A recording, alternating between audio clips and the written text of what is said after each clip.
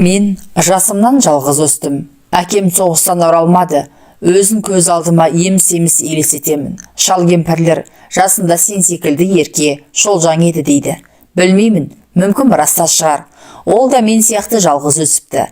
Біздің тұқымымыздан әйтеуір жалғыздық арылмаған.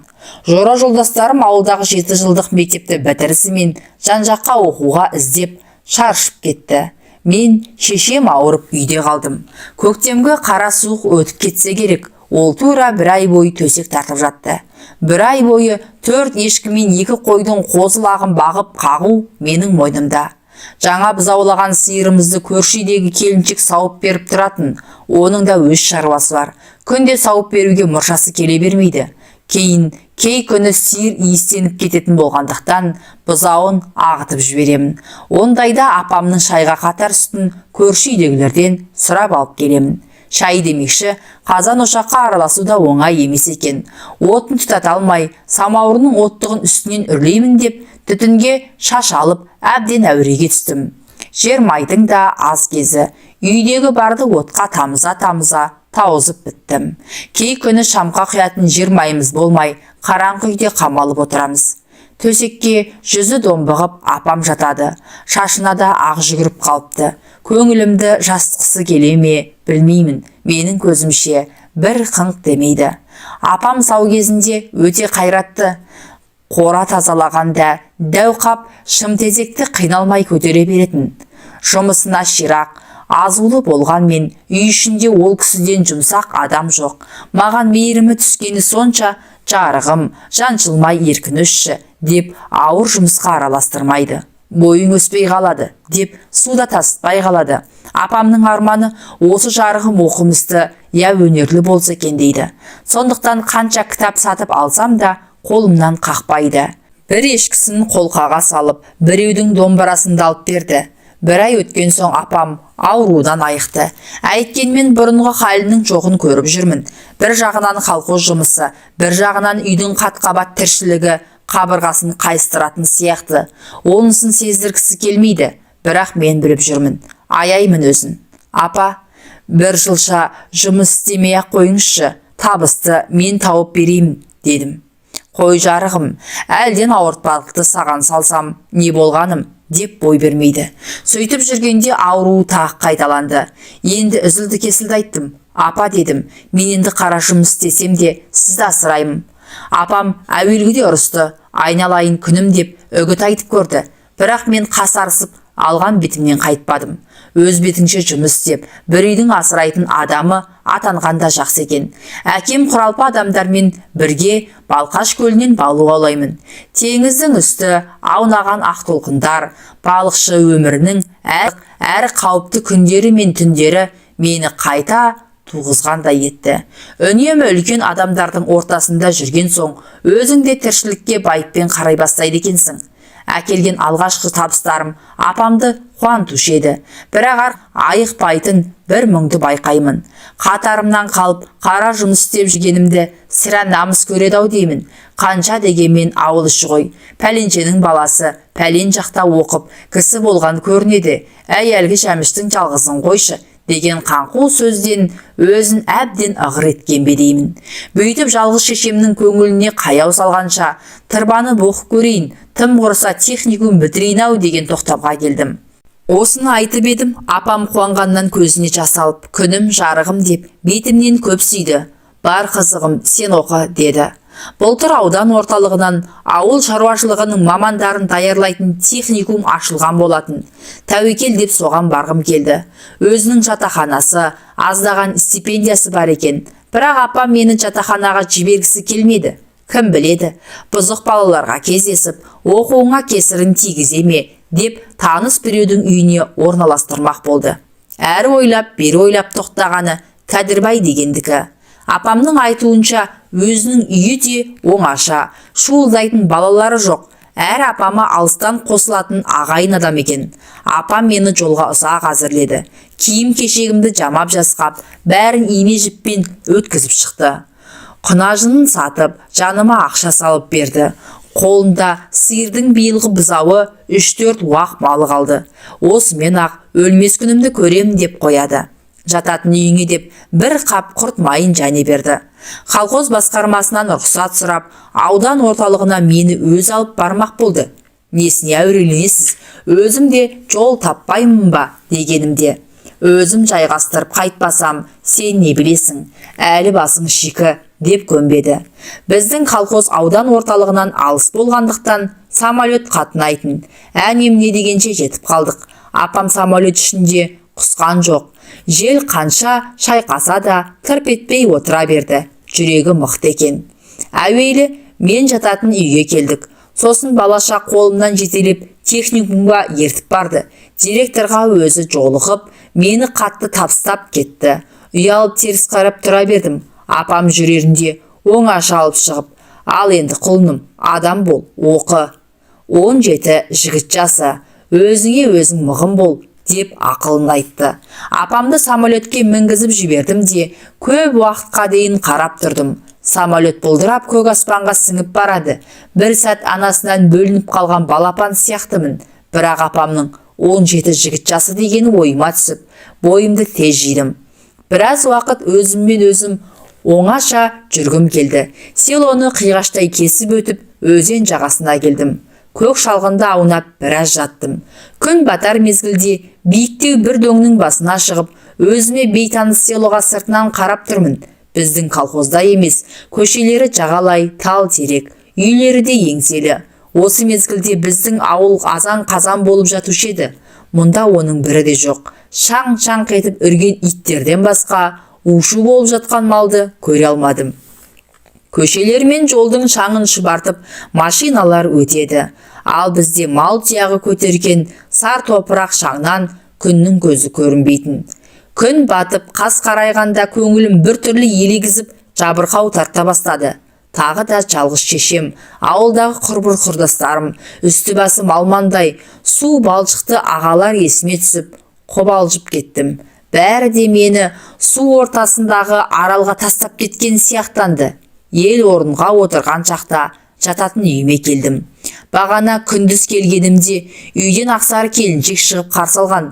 Өзі сондай ақ жарқын, жылы жүзді екен. Апамның жиен інісі үйінде жоқ екен. Келіншегінің айтуынша кеңседегі қызметінен түскі тамаққа келуге тиіс.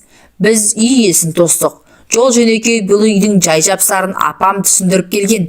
Алыстан қосылған Кәдірбай деген бұл інісі аудандық мал дайындайтын мекеменің бастығы көрінеді. Өзі соғысқа барған, шамасы шаруашылық жағында жүріп, нағыз қан майданды көрмесе керек. Қол аяғы бүп-бүтін, жарақаты жоқ дейді.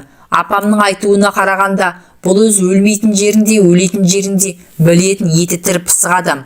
Шешесі марқұм сондай еді, деп қояды апам.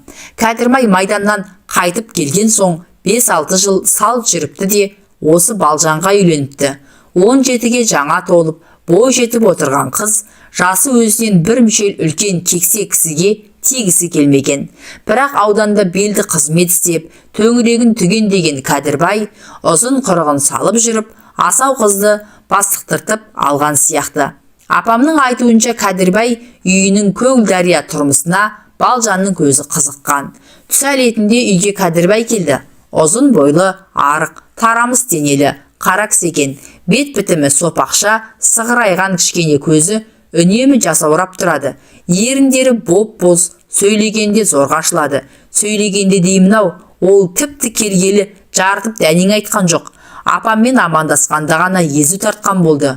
Бұдан өзге бетінен жылылық бір белгі байқамадым. Шешемнің айтқандарын я қоштағаны, я қоштамағаны белгісіз. Көзін бір ноқаттан алмай, үн-түнсіз тыңдап отырды. Шыны керек, бұл тұрпатын әдегенін ақ жақтырғам жоқ. Сұр тұман сияқтанған көңілсіздікті ақ жарқын мінезімен серпіп тастап жүретін Балжан ғана. Ол көбінесе күйеу үшін жауап беріп, апамның сөздерін қоштап отыр. Соған қарағанда менің келгенімді жек көрмейтін тәрізді. Апам Балжан Кәдірбайға жасы егделеу болған соң тегісі келмеді деп еді. Онысы әшейін жиен інісі болған соң іш бұралғаны екен. Шындығында Кәдірбай Балжан сүйіп тиетін жігіт емес. Әуелгіде менсінбей жүрген болуы керек, келе-келе бой үйреніп кетсе керек. Бұл үйде жүргенімде біраз уақыт өткен. Мен ойлағандай Балжан күйеуін менсінбейді емес, қайта ақыл есін сыйлай ма деп қалдым. Үйге талай қонақтар келді. Талай әңгіме ырду-дырду естідім. Солардың біреуінде де Балжан күйеуіне қарсы келген емес. Сөзін де бөлмейді. Қайта жетпеген жер болса толықтырып, өз жөнімен, өз ретімен сұраққа жауап беріп отырады. Біздің ауылда талай жас келіншектер бар, бірақ олардың ешқайсы да Балжанға ұқсамайды. Балжанда бір артық мінез бар. Ол ашықтық. Ашық болғанда тым дарақ емес, біртүрлі биязылығы басым, жұғымды, жарасымды мінез. Әлгіндегідей кісі келгенде, үлкенімен де, кішісімен де ашық жарқын сөйлесе береді. Бір жағынан үй шаруасында құр тастамайды. Істеген ісінің бәрі жинақы, әрі тәп-таза. Бұл үйде дүние мүлік көп, ақ төсек, көк көрпелерді былай қойғанда, мұндағыдай көп кілемдерді көргенім осы. Бір рет Балжан жоқта өзінің таза жуылған көйлегімді іздеп жүріп, төр алдындағы шифонерді ашып қалғаным бар. Сондағы алуан түрлі киімнің көптігіне қайранмын. Тіпті әйел көйлегінің өзі қаншама. Бұл үйде Балжаннан басқа әйел жоқ. Көйлектер әрине соныкі. Қу шөберекті көл-көсір қылып жинай беріп не керек деймін. Оларды жинайтын әрине Балжан емес, Кәдірбай. Олай дейтінім, Балжанның жасанып киініп жүргенін көрген емеспін. Көбіне мен білетін қызыл алашыт көйлегін үстінен тастамайды. Мұнысы дүние қорлығы шығар деуге де тағы қимаймын. Балжандай қол ашық келіншекті кездестіру қиын. Әлі күнге дейін сұрамсақ көршілердің қолын қаққанын көргенім жоқ. Менің байқауымша, оның көңілі отбасының қызығына тояттамайды. Қайда бір ойын сауықты, жиынды жер болса, соған елеңдеп, бір орында бай ұстауып отыруы қиын. Бірақ ойын сауықты көбінесе жастар жасайды. Ал Кәдірбай секілді кекселер оған шақырылмайды. Жалғыз өзінің баруы Балжанға да ыңғайсыз. Ондайда жеңгемдің мұңайып жүргенін байқаймын. Кей күні бойы сарғайып отыра бергеннен, зеріккеннен болуы керек. Мен сабақтан келгенде, мырза жігіт, жүрші, аздап доп ойнайық дейтін. Мен жеңеше десем де, ол маған осындай ат қойғанды. Аулаға шығып доп ойнаймыз. Жақын маңда тұратын жас жігіттер, қыздар бізді көріп ойынға қосылады. Балжан олардың кейбірімен қатар, кейбірімен үлкен болғанмен, тең құрбысының ортасында жүргендей ашық жарқын ойнайды. Өзінің сыңғырлаған тәтті күлкісімен ол жігіттерді қатты еліктіруші еді. Биікте ұшып келе жатқан допты жұп-жұмыр денесімен серіппеше атып қаққанда көз тігіп жүрген жігіттер аузын ашып қалатын. Кейде ойынның қызығымен кеш батқанын байқамаймыз. Сондай жерде сереңдеп келе жатқан Кәдірбайды көрген бойда Балжан зып беріп үйге кіріп кетеді. Бірақ Кәдірбайдың көзі қысық болғанмен ондайды алыстан байқайды. Сол түні шам сөнгенге дейін ол қабақ ашпайтын. Алғашында баламын ғой, Кәдірбайдың Балжанды еркек атаулыдан қызғанатынын білмеппін. Әйелін тіпті киноға да жалғыз жібермейтін. Жібере қалса міндетті түрде мені ілестіруші еді. Өз өмірі киноға бармайтын Кәдірбайдың қайдан білетініне қайранмын. Бізді тек тарихи соғыс киноларына ғана жібереді. Ал махаббат, сүйіспеншілік бар кинолардың маңайына жолатпайды. Бір күні сабақтан келсем, Балжан бұрышта теріс қарап отыр. Не болды десем айтпайды. Қоярда қоймастан бетін аштым. Бұл не сұмдық. Көзі білеудей болып іскен, бетінің бір-екі жерінде таңба тұр. Қаным қайнап кетті. Кәдірбайды іштей қанша жек көрсем де, дәл осындай қатыгез деп ойламаған едім. Жазығы жоқ адамды осынша жәбірлеуге бола ма? Балжан шіркін, абзалжан ғой. Мұңын ешкімге шақпады. Керек десеңіз, дақтаңбасы кеткенге дейін сыртқа шығып, көзге түскен жоқ. Үйдің ішкі шаруасын істеп, тым-тырыс жүре берді. Үйге келген жастау жігіттердің Балжанға жақындағасы келіп, әзіл қалжың айтып, төңіректеп жүргенін талай байқадым. Балжан ешқайсысына жылы қабақ бермейді. Кейде екпіндеп келе жатқандарын тез райдан қайтарады. Мұнысына менің ішім жылып қалады. Әлгі адам Балжанға енді жақындаса, ара түсі кеткім келеді. Оқу өзіме жаман тимеді. Техникум дегенің мектепке қарағанда оңайлау екен. Мұғалімдер тақақтап күнде сұрап жатпайды. Сұраса да баға қоймайды. Тек соңыра емтихан кезінде білетіндігін байқалса болғаны. Және көрінген сабақ жүрмейді. Негізгі пәндеріңді білсең жетіп жатыр. Көбіне машиналарды оқимыз. Ал олардың көбі маған таныс. 2 жыл жұмыс істеген шағымда біразына көзім қанығып қалыпты. Қысқасы сабақты жақсы үлгеріммен оқыдым. Ойын қуып кететін бұрынғыдай балалық жоқ. Тіпті көп қыдыруға зауқым да соқпайды. Көбінесе үйде отырып кітап оқимын. Оқитыным кілең ғашықтық жайлы әңгімелер. Оларды маған Балжан береді. Өзіне ұнағанын айтып қызықтырады. Ол екеуміз кейде таласып қаламыз. Балжан кітаптан оқығандарын ылғи өмірден, тұрмыстан байқап, сезгендерімен байланыстыра жатады. Мен ондайда аузымды ашып тыңдап қаламын. Жақынырақ біліп, сырласқан сайын екеуміз бір-бірімізді жақсы көріп кеттік. Мен енді сабақтан үйге қайтқанша асығатын болдым. Балжан мені жұмысқа салмайды. Үйдің жар шаруасын өзі істейді. Кісі үйінде жүрген балалардың көңілсіз әңгімелерін талай-талай естіп едім. Ал Балжан маған біреудің баласы деп қараған емес. Ауылда жүргенде өмірі монша дегенді білмеуші едім. Анда-санда үйде шомылатынмын. Бұл үйге келгелі Балжан күйеуі моншаға барса болды, мені ілестіріп жібереді. Кәдірбайдың тыртиған арық денесін көру онша көңілді болмаса да, мен Балжанның айтқанын екетпеймін. Өйтпесем ол ренжіп қалатын сияқты көрінеді. Моншада Кәдірбай көбінесе арқасын маған ұстады. Онысы жаман. Қайтейін, амалсыз көнем. Қашқанмен қайда барасың? Бұған дейін мені ешқайда жұмсамайтын Балжан бір күні ойда жоқта. Мырза жігіт, жүр екеуміз өзен сыртынан отын алып келейік, деді. Қазір ме? Барайық деппін. Өзен жағасына келдік. Балжан күндізден бір балшының қайығын дайындап қойған екен. Балжанды отырғызып, ескекте өзім алдым. Іленің ағысы қатты болатын. Қайығымыз жеңіл екен. Сонда да ағысқа қарай тік салу онша оңайға түспеді. Бірақ намысымды бермей барымды салып келемін. Сірә тіріліп кеткен болуым керек. Балжан бір-екі рет күліп, кел, кезектесіп есейік десе бергем жоқ. Балжан, бәсе, жігіт адам сөйтеді, деп қойды. Жігіт деп атағанына дардай болып, ескекті онан әрмен шықына тартамын. Тер одан да, бұдан да сұрғалады. Бәрібір ескекті бермейтінімді біліп, Балжан менің қиналған түріме қарағысы келмегендей қырын қарап отырды. Өзеннің ар қабағында бір кезде сексеуіл үйілген екен.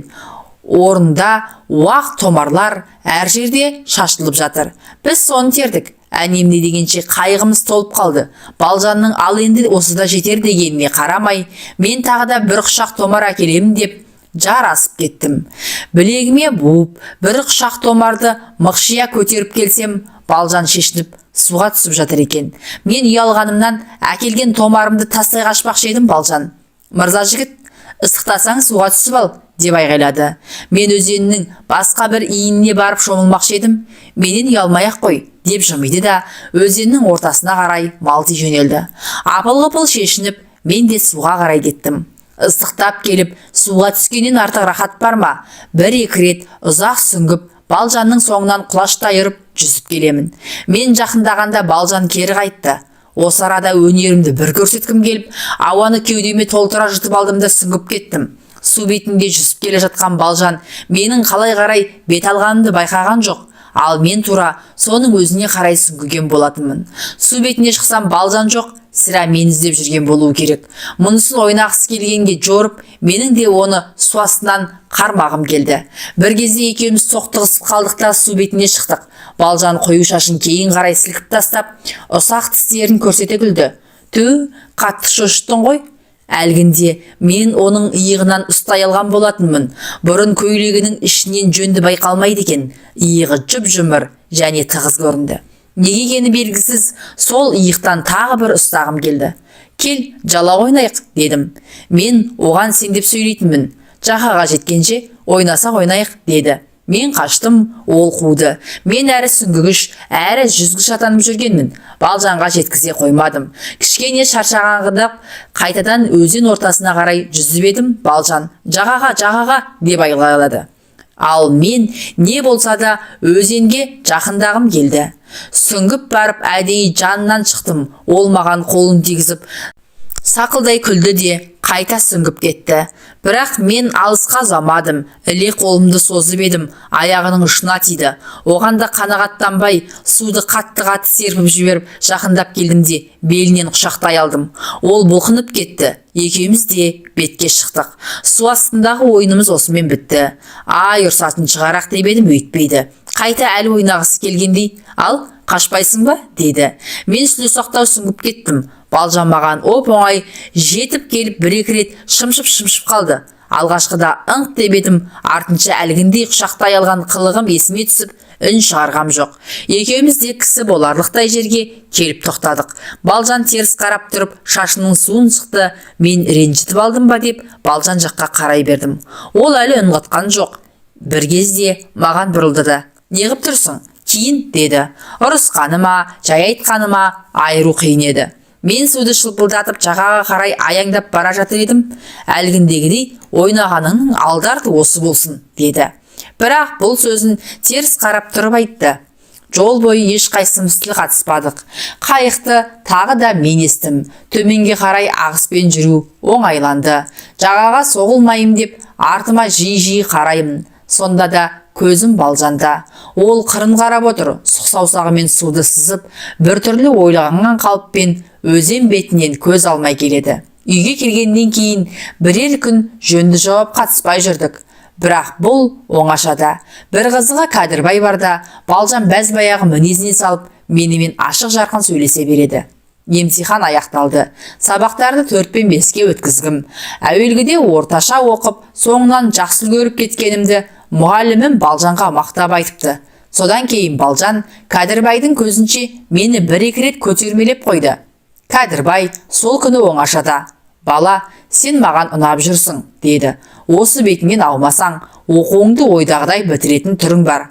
Ал онан кейінгісін маған жібер. Өз қолыммен бір мықты жерге орналастырамын». Мен Кәдірбаймен әңгімелесуді онша жақтырмайтынмын. Оның жылуы аз, сылбыр сөздері біртүрлі іш пыстырады. Және сөйлегенде жоғары ернін көбірек ашып, 2-3 алтын тісін әдейі көрсеткісі келеді. Әрдайым маған жағымсыз көрініп жүрген адамның әлгі сөзі бұл жолы мені қуантып жіберді.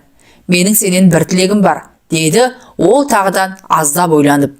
«Байқап жүрмін, Балжан сені жақсы көреді. Сен де бір ауыз қарсы сөз айтпайсың. Екеуің сірә сырлас шығасыңдар. Сен маған шыныңды айт. Балжанның сезікті жүрісі жоқ па?» Мен аң-таң болдым. Сезікті жүрісі қалай? Әуелгі сөзі бір мықты жерге орналастырам дегені жайлы емес пе еді? Үндемей қалуымның себебін сезді білем. Әрине саған сездірмеуі де мүмкін, деп күрсініп қойды. Ол орнынан тұрып кетті де саусағын сытырлатып әрлі-берлі біраз жүрді.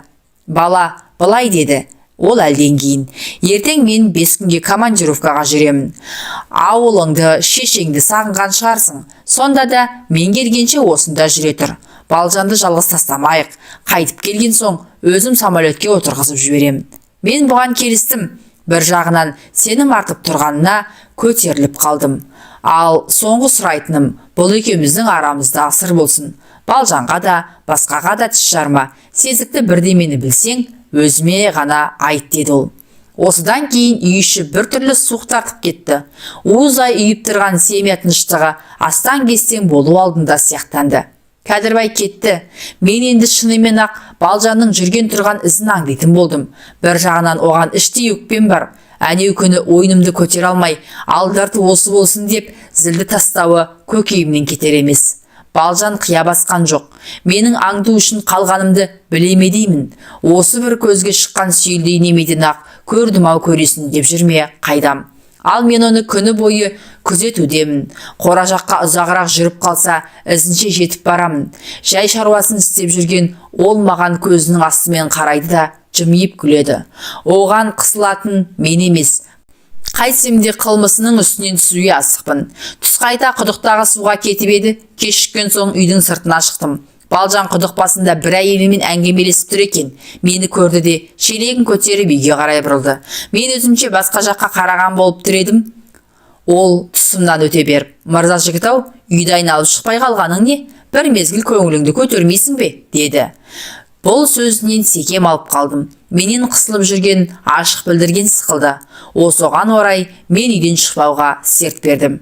Жидеден шаптырылған кішкене домбырамды алып, үйдің көлеңкесінде өзім білетін бір-екі күйдің бастырмаласын шертіп отырдым. Балжан жаныма келіп үнсіз отырды. Мен де барымды төгіп сарлатып отырмын. Күй аяқталған соң Балжан: «Күйлер неге қайғылы?» деп сұрады. «Көңілділер де бар» деп келіншекті орындап бердім. Бұрынғы уақытта адамның қуанышынан қайғысы көп болған ғой. Күйлер соны шертетін шығар. Қазір заман басқа. Сөйткенмен бір адамның бақыты, бір адамның бақытсыз өмір сүретіні несі? Мен не деп жауап берерімді білмедім. Таңертең самаурынға салатын сексеуілді жарып бола беріп едім, қора жақтан Балжанның: «Мырза жігіт, бері кел, мына бір бөшкені қозғалта алмай жатырмын» деген дауыс естілді. Маған дәл қазір бөшке түгілі таудың тасын көтеру бұйым сияқты емес. Балжан күз басынан 2 бөшкеге помидор, қияр, капуста салып тұздап қойғанды. Олардың қызығын қыстай мен көріп шықтым. Қазір жаз ортасы, бір бөшкені босатқанымыз, ал орталанып қалған мына біреуінің дәмі бұзыла бастағандықтан Балжан оны жуып тазалап алмақшы екен. Іші тастай қараңғы, терең погребке мен түстім. Балжан қолына арқан ұстап сыртта тұр. 2 тақтайды көлбей қойдым да, бөшкені соның үстінен сыртқа қарай домалатып шығармақ болдым. Ауыр екен. Қараңғыда терлеп тепшіп жүріп, орнынан әрең жылжыттым. Бір ойым, осы орында тұрғанда ішін неге босатып алмаған? Әлде мені сынағысы келді ме? Балжан 1-2 рет: «Неғып байланып қалдың? Болсаңшы, мырза жігіт-ау», деп дауыстап қойды. Болсаңшы деуінің оңайын-ай. Соңы не керек? Мен бөшкені шығардым. «Өзің нағыз еркек екенсің ғой», деді Балжан. Бұл ойын сөз емес, шын екенін сездім. Өйткені жүрдім бардым айтқан жоқ. Бет жүзіме ұзағырақ қарап тұрып қалды.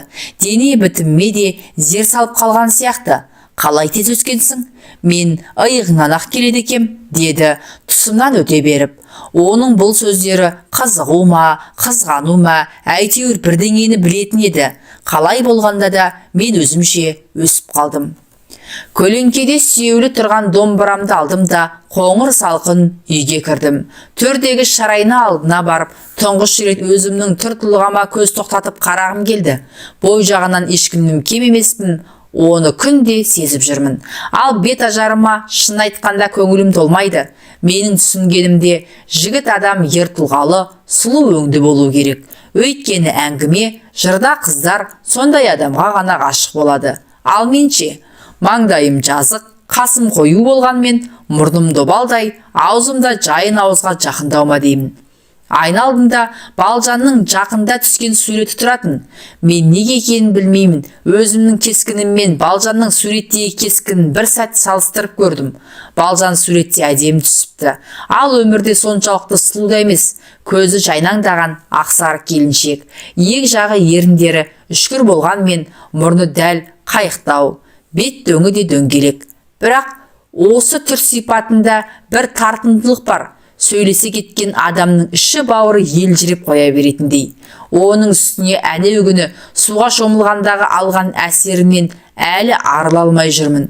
Үй ішінде киіп жүретін қызыл алашыт көйлегі өзіне ғана жарасса да, оның нағыз денесін, жұмыр иығын жасыратыны жаман-ақ. Мен Балжанның бөлмеге қалай кіргенін байқамай қалыппын. Ол менің жерке тұсымнан келіп, айнаға қабаттаса қарады.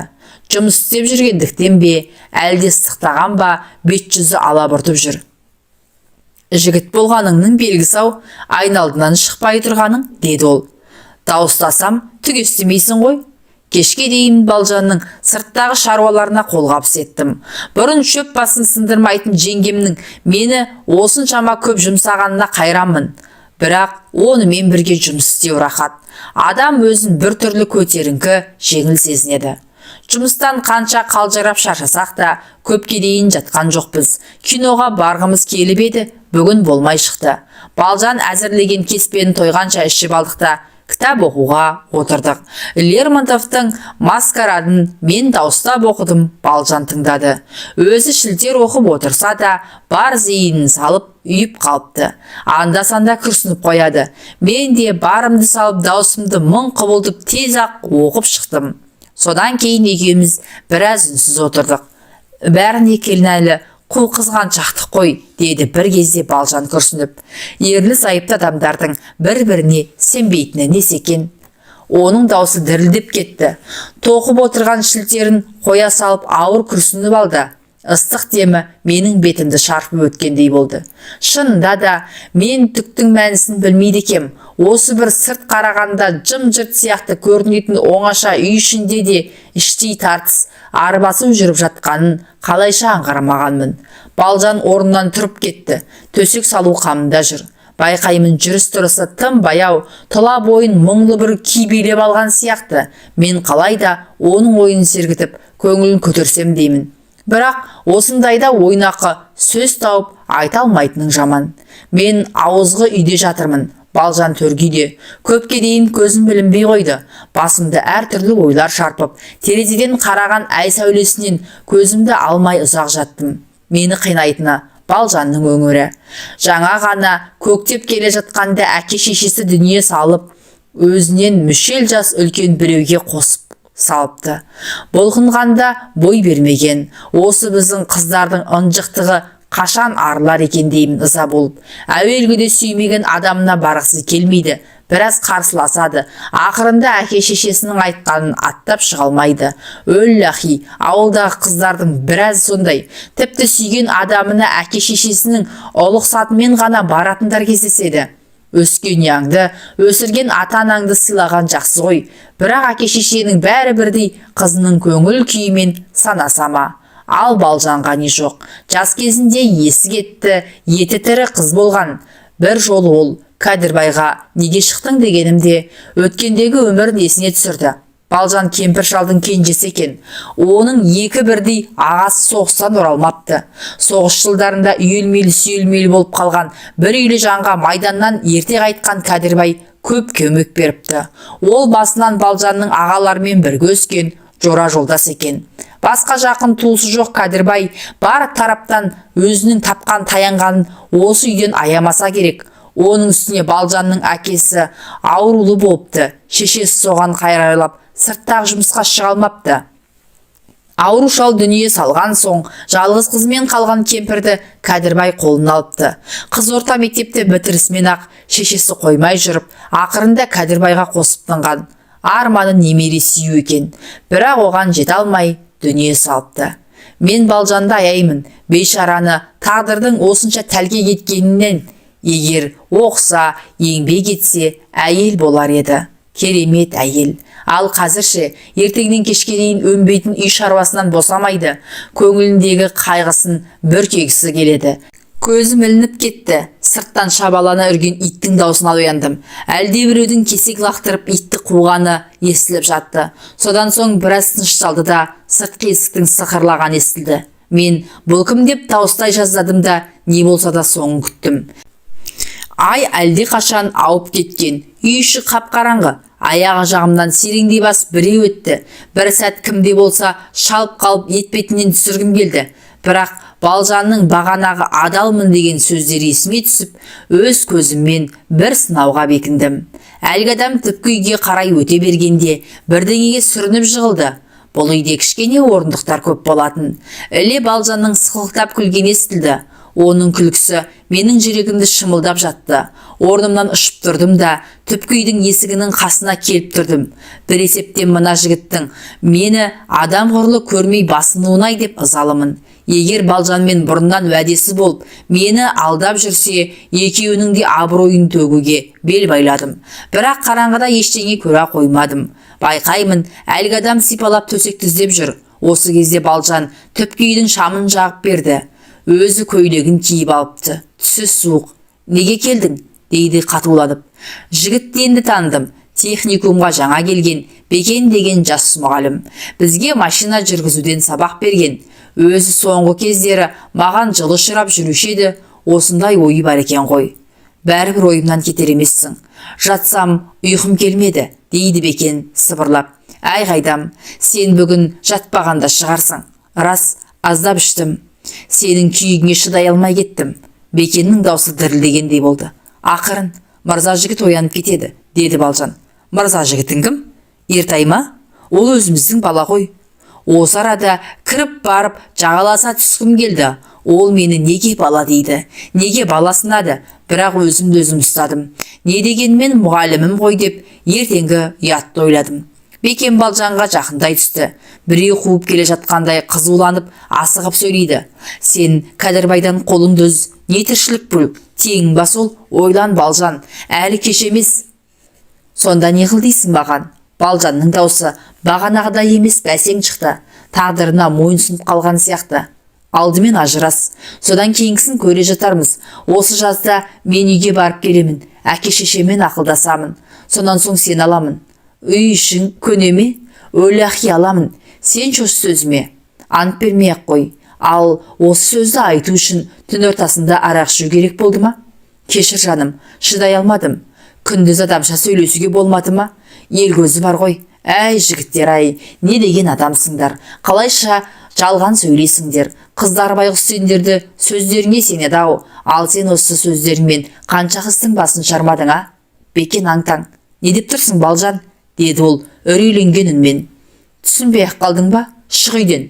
Бекен Балжанның суық түсінен шошынғандай есік жаққа шегіншектей берді. Мен де өз-өзіме сенбей тұрмын. Шыны керек, әншейінде ұяң, биязы көрінетін Балжаннан осындай оқыс мінез шығады-ау деп ойламаппын. Ау, мынау сыйресем болды. Бекен жаман састы, мәудеуге шамасы келмей шығып кетті. Балжан сыртқы есіктің ілгішін салып келе жатып, жатуға ыңғайланғанда мені көріп қалды. Сен де ояу ма едің? Деді ол. Түпкейден түсіп тұрған электр сәулесі Балжанның қызыл жүгірген бет жүзін анық көрсетті. Ояу едім. Рахмет, Балжан. Неменеге рахмет? Бәріне, адалдығыңа, әлгінде айтқан сөзіңе, менің қатты толқып тұрғанымды сезіп, жай жымиды да түпкейге еніп кетті. Жарық сөнді. Көпке дейін Балжанның кереуеті сықырлап ұйықтай алмағаны естіліп тұрды. Мен де ойға шомылып жатырмын. Кәдірбай 5 күн емес, 4 күнде оралды. Қабағы қатыңқы, ешқайсымызбен амандасқан да жоқ. Сірә бір бәлені сезіп келген болу керек. Жайдайыры бейғам отырмын. Балжанға суық көзімен қарады да маған. Бала, жүрмеймісің? Деді. Мен киініп сыртқа беттедім. Үй іші тым-тырыс. Кәдірбай ауыз үйге дейін шығарып салып, жолдық ақша ұсынды да ішке қайта кірді. Мен әлденеден сезіктеніп, сол орнымда тұрып қалдым. Әлгінде қатты жабылған есіктің ар жағынан дүрс еткен дыбыс естілді. Құлақ тіктім.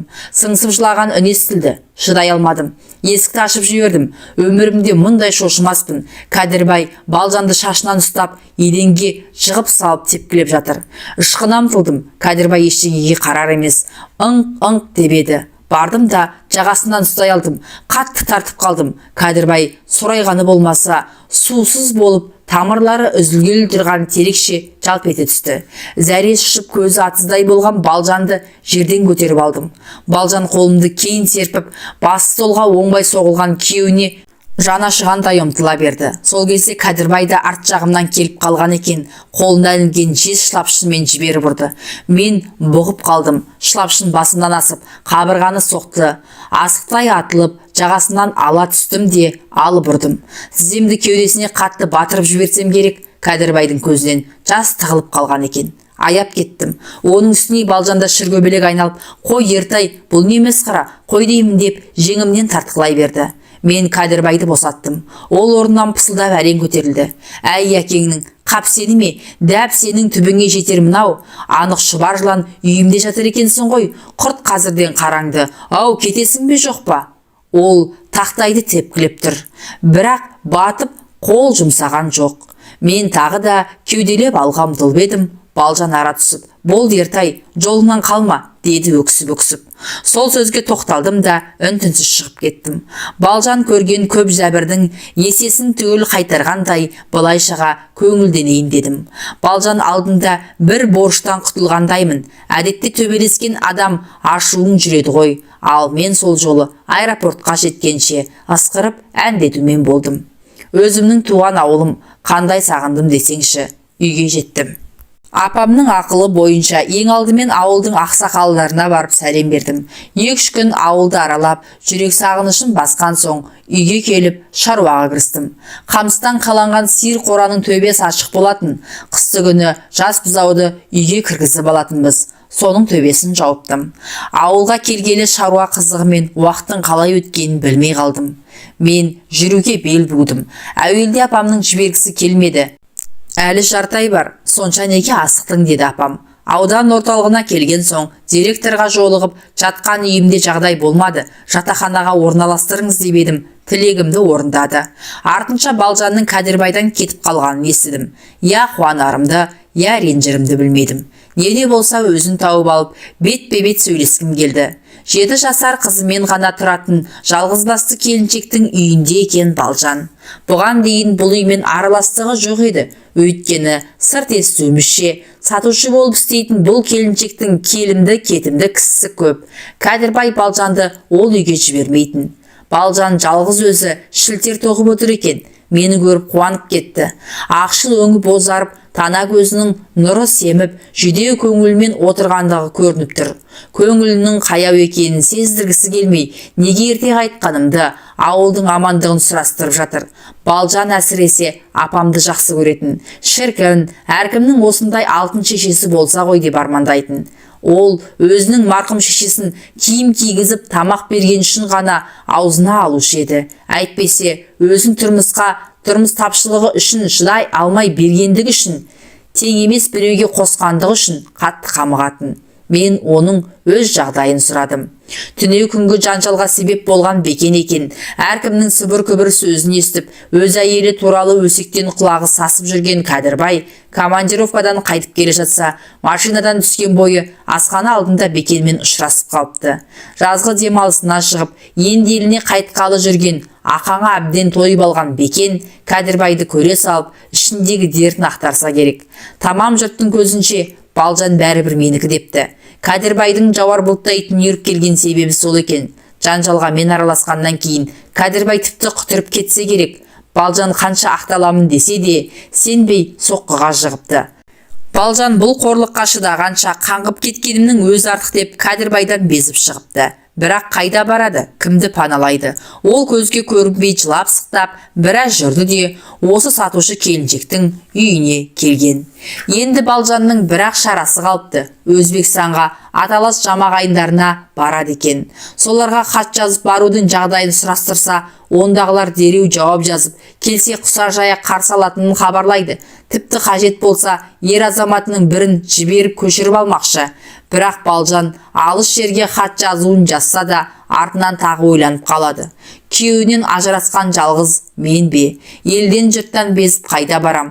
Осында өз күнімді өзім көріп жүре берейін. Денім сау, көзім ашық, екі қолға бір жұмыс табылмай ма деп тоқып отырған көрінеді. Қаңыраған иесіз үйге қайта-қайта барудан көңілі құлазған ба, әлде ашуы басылған соң Балжаннан артық адам таба алмасын білді ме? Кәдірбай аздан соң ақ алдына жығылыпты. Жаздым, жаңылдым, бір ақымақтың өзіне сеніп, сөзіне сеніп, мені кешір деп жалбарынса да, Балжан селк етпеген. Онсызда өткен өміріне өкініп, көңілі жарым болып жүрген ол, енді мынадай күйкі тірлікке көнгісі келмепті. Кәдірбай араға адам салып, мазасын алып жатқан көрінеді. Бірақ қарайлайтын, аяғына тұсау болатын ештеңесі жоқ Балжан сертін нұқыстап отыр екен. Маған бір ой келді. Өзім жанымдай жақсы көретін Балжан мынау көзсіз көбелектей күйде жүр. Мен болсам дабдардай жігітпін. Кісі санап, бар сырын жайып салды. Қысылғанда берер көмегім қайсысы? Ерікке көнсе, бүгін ақ самолетке мінгізіп, үйге жеткізіп алар едім. Кәдірбайдан көп күбір-сыбыр сөзінен аулақ жүрер еді. Бірақ бұған Балжан көне ме? Ол көнсе де апам көне ме? Бір жағынан кейін басында бізге Кәдірбай емес, Балжан неге туысқан болмады деп. Оның ыңда жыңда жоқ бөлек үй құрап отырғаны, әпкесі мен інісінің бірге тұрғаны ерсімес қой. Ал енді қазір бөлек үй алып тұрайық деуге оқталып қоямын. Бірақ батылым жетпейді. Біріншіден, мен әлгі оқушымын. Екіншіден, ел ішінің өсегі қандай, жеңгесін ағасынан бөліп шығып, оңаша отырғанын қара деп талай ақ бетіме басарау. Әрі толғанып, бері толғанып, Балжанға ақыл салдым. Мен биылша жатақханаға шығайын. Сен бөлек үй алып, оңаша үйде тұра бер. Техникумды бітіргенше бірдеңе ойлап табармыз. Осыдан жұмыс істе, Өзбекстанға кетем дегеніңді қой дедім. Ол әуелгіде жымиып қойды. Менің өзім сынып сөйлегеніме іші жылса да, қамқорсып отырғаныма күлкісі келді-ау деймін. Бір мезгілде тоқып отырған шілтерін қоя салды да, көзіне жас алды. Қолындағы бізі бір жерге түсіп кетті. Еңкейіп бетіне қарасам, ақсары өңі құлағына дейін қызарып кетіпті. Көзін көрсеткісі келмейді. Алақанмен басып алған. Бір күйіне менің де көңілім босады. Оң қолымның иығына қарай барып қалғанын білмеймін. Бір түрлі аймалағым келді. Қолым оның жұмыр иығына тиісімен-ақ алақаным дуылдап сала берді. Өн бойыма от таралып бара жатқан сияқты. Ес жоқ, иығынан құшақтап өзіме тарттым. Балжан бауырыма кіріп барады. Маңдайы да от болып жанып тұр екен. Төсіме тиген сәтте тұла бойым өртеніп кеткендей болды. Иә, менің алғашқы махаббатым осылай оянды. Балжан ой қиялымды билеп алды. Жүрек оты басында қалай тұтанды. Балжан неге есіл дертімді алып қойды, білмеймін. Мүмкін бұл оның ауыр халіне деген аяныштан туған шығар. Гүлін енді жарып келе жатқан уыздай келіншекті қуарған томар секілді Кәдірбайға қимағадым шығар. Мен Балжанға үйленетін болдым. Уәделі күн екеуміз самолетке мініп, ауылға тартып кетуге келістік. Балжан Кәдірбай әперген бар киімін жатқан үйіне тастап кетті. Бар пәлекет осы кебіммен бірге қалсын деді. Менің қалтамда апам берген ақша бар. Соған жеткенше Балжанға киім алдым. Қой дегеніне қарағам жоқ. Самолетпен 1 сағаттай ұшып келдік. Ауыл үстін шаңдатып тұр екен. Қиғылыңдап әрең қондық. Көп ұшып дағдыланбаған Балжан басым ауырды. Жүрегім лобыды деген соң түскен жерде біраз отырдық. Сол екі ортада жел күшейіп, бұрқырап ұшқан шаң қоюлана түсті. Айналада екеумізден басқа жан қалмапты.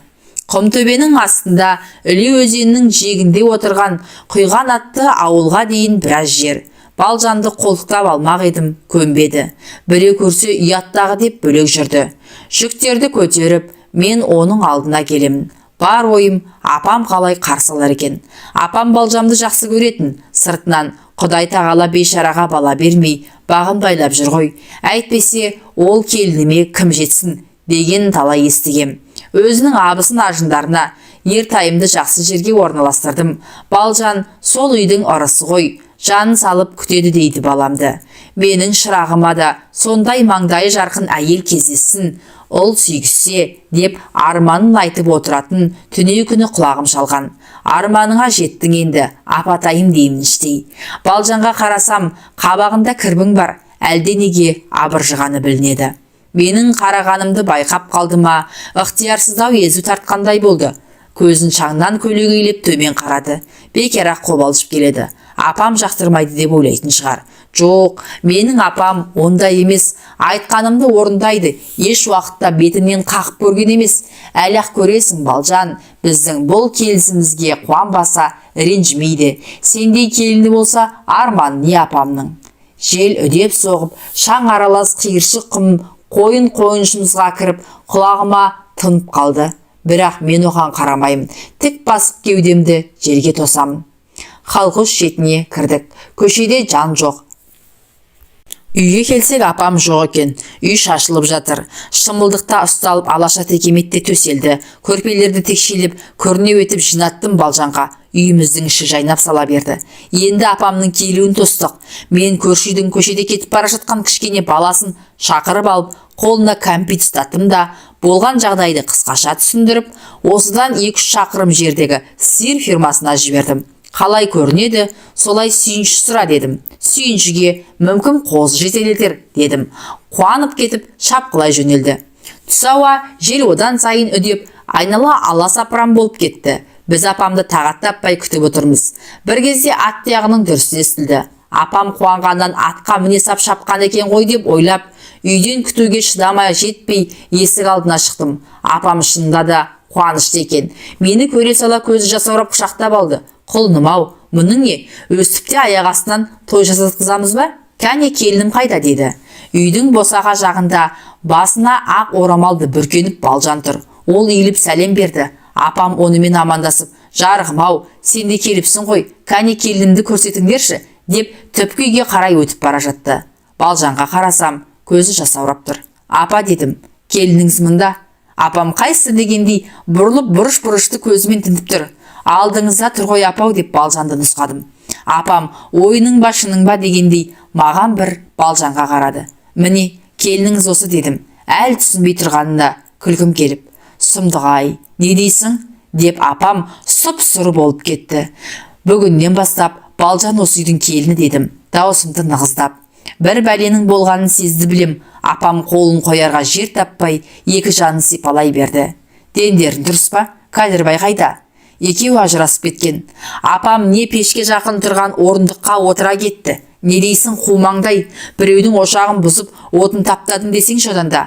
Апамның айналасын әжім басқан көзінен тарам-тарам жас ағылды. Жаулығының ұшымен құрғатып қойса, жас одан әрмен сорғалайды. Апау, мұның не? Балжандай келінім болса арманым жоқ дегеніңіз қайда? Енді жылағаныңыз не? Ыза мен көз жасына буылған апам ах деді де үйден шыға жөнелді. Бағанағы ма, сырттағы құйын ұйтқып тұр екен. Есік ашылғанда шұбатылып кіріп бетке соқты. Қайда барасың апа? Деп артынан лесе шықпақшы едім. Балжан жеңімнен тартып қалды. Ол да ағыл-тегіл. Осылай болатынын біліп едім-ау, деді ол жыламсырап.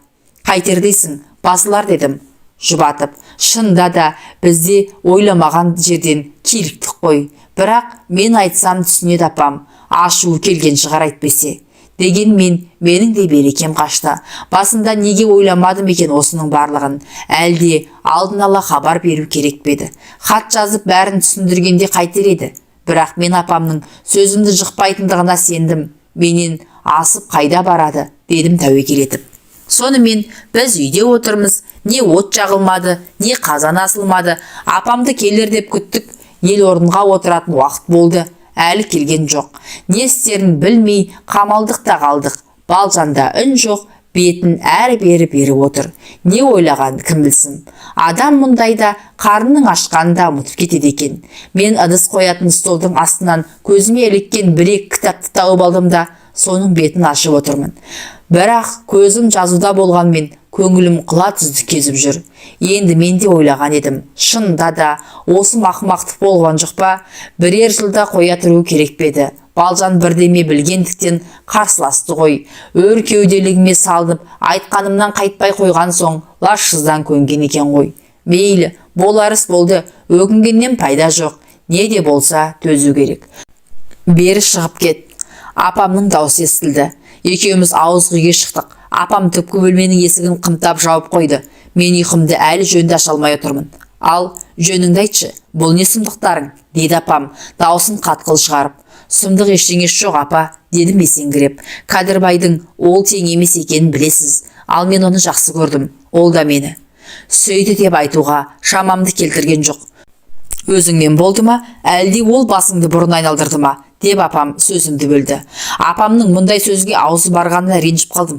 Басыңды айналдырды деген не сөз апа? Оның ешқандай да сиғыры жоқ. Бәріне кінәлі өзім. Қарғадай басыңмен қатынсырап не көрінді? Апамның даусы булығып шықты. Әлгі сөзден менің де денем тітіркеніп кетті.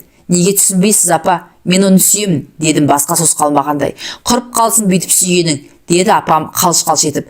Көрсетпе ондай салдақыны көзіме. Ойбай-ау, елдің бетінен не деп қараймын? Жәміштің жалғыз баласы біреудің үй ошағын ойрандап келіпті деген сөзге мені қалғызасың ба? Деді. Алда жата қатын алғың келсе қыста болмаған ма? Апам үсті-үстіне сөйлей берді. Мен бұрын осынша апамның ашуын көрген емеспін. Бұл үйде не ол тұрады? Немен тұрамын? Құрсын қарасын, құртсын. Бұған дейін босағамды ешкім ластамаған деп апам теріс қарап отырып алды. Мен әрбір айтқаныма көнбеді. Екеумізде ентігіп барып тоқтастық. Ыза болғаным сонша жылағым келді. Бірақ көз жасымды көрсетпеуім керек. Бұрынғыдай бала емеспін. Еркекпін, бір үйдің бас иесі болғалы отырмын. Енді келіп жылағаным бола ма? Үйге жарық кірді. Таң ағарып келеді екен. Кешегі жел бір жақтан қалың бұлтты айдап келген ғой деймін. Терезеден қара қошқыл аспанның түйілген қабағы көрінеді. Менен жөнді жауап ала алмаған соң апам орнынан тұрды. Ойлан, кешке дейін, деді бәсең үнмен. Әзірше ешкімге дабыра қылмайық. Кешегі балаға да аузыңды жап дедім. Үй іші құлақтанып қалған екен, әншейін ойнап айтқан ғой деп басып қойдым. Бірақ бұған әріге барма, жиесіңді балам, мені де өзіңді де қор етпе.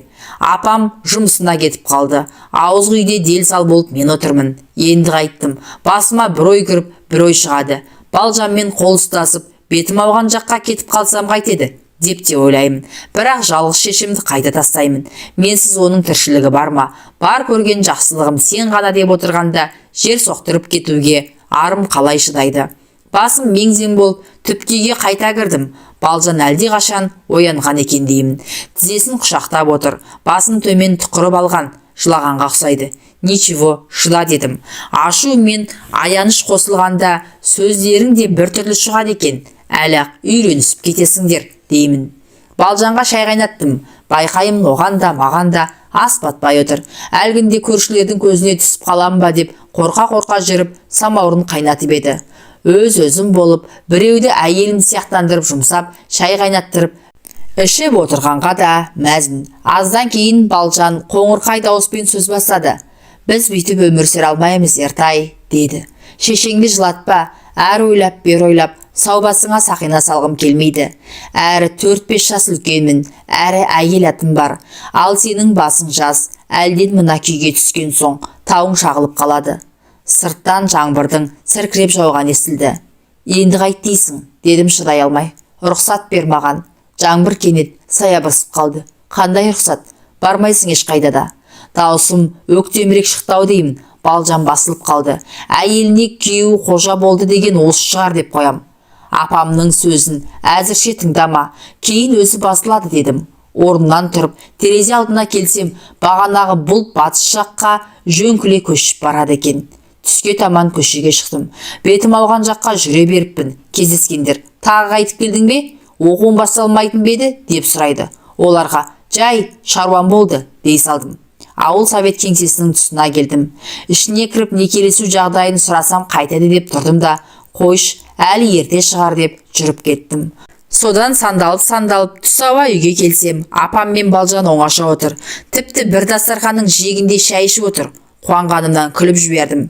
Мен жайласқаннан кейін апам сөз бастады. Біз бағанадан бері оңаша ақылдастық балам, деді.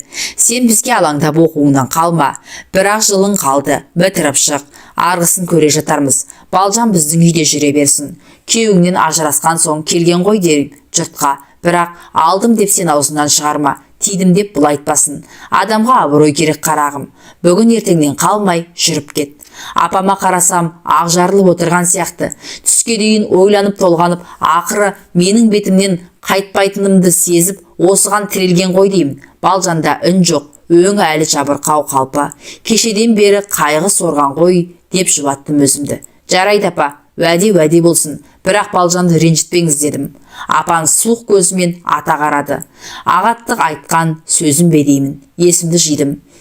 Мені апам да Балжан да шығарып салмады. Үйде қоштасқаннан кейін де есік алдында Балжан шығарма deyip біраз тұрдым. Ойым ел көзінен жасырып, тым болмаса бір сүйіп қоштасу. Бірақ ешкім шықпады. Бір түрлі алаңдаған көңілмен аттанып кете бардым. Соңғы курста практикалық сабақтар көбейді. Бұл класста отырып, кітапқа үңілгеннен көңілдірек болды. Аудиториямыз ашық аспан, айдала. Бір айналдыратын комбайн, трактор, түрлі тіркемелер, машиналарды өзіміз жүргіземіз, айдаймыз. Бұл уақытта үйшімді, әсіресе Балжанды ойламады деме. Әбден ойладым. Бірақ апамның бір ғана бізге алаң болма деген сөзі дертке дауа. Сөйтіп жүргенде төбемнен таспен ұрғандай хабар келді. Балжан үйден кетіп қалыпты. Сенер сенбесімді білмей дал болдым. Хат жаздым, телеграмма жібердім. Жауап жоқ. Переговорға шықтым. Бір күннен соң рацияға апам келді. Ештеңе емес құлыным, алаң болма. Балжан жайын тапты деді. Арғысын тыңдай алмадым. Трубканы тастай бердім. Басым айналып бір орында алғаштай қатып қалыппын. Сол күн тамақ та ішпедім, ұйқым да келмеді. Неде болса көзіммен көрейін деп директордан рұқсат сұрап едім, жібермеді. Енді аз күн қалғанда үйіңді сағынып барасың ба? Шыда деді. Шынымды айтуға болмайды, апам ауырып қалды деуге аузым баратын емес. Енді қайттым, оқуымды тастап кетіп қалсам бекен. Не қыларымды білмей жүргенде хат келді Балжаннан. Балжан өз қолымен жазған хат. Дір-дір етіп әрең аштым. Бірлі жарым сөзін жіберіп алатындай. Жаным жақсы көретін ертайым. Қалай ғана қиып кетті. Опасыз екен. Алтын дегенім мыс па еді деп жүрген шығарсың. Қайтейін, бәрі жас. Жастықтың қызуымен соңға еріп едім. Алдымызда мынадай ор кездесті. Әйел жолы жіңішке, сен мені қанша бақытты етем деп басымды өрге сүйрегеніңмен ештеңе шықпайды. Кейін әттең-ай деп бармақ тістеп жүрсең, одан артық өкініш жоқ. Сен де тең құрбыңды тап. Апаң көпті көрген ақылды адам. Бәрін сол кісінің айтуымен істедім. Ал хош, қашан өлгенше жүрегімнің бір түкпірінде жүресің, б деп қол қойыпты. Балжаннан көңілімнің қалғаны сонша, ол есіме түскенде өзімнен өзім ашуланатын болдым. Осынша аяға істетіп кеткеніне күйінемін. Әйел жол жіңішке, міне осы сөз ғой мені сорлататын. Мейлі, маған енді бәрібір. Қолымды бірақ сілтедім, сабағымды оқи бердім. Бірақ жүрегімді жаралаған дертке дауа жоқ екен. Лекцияда отырғанда кейде оқытушының айтқаны құлағыма кірмей, әртүрлі қиялға берілемін.